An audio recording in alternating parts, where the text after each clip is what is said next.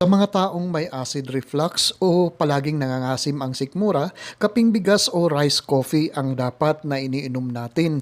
Napakadaling gawin at maraming health benefits po ito. Tara, gawa po tayo.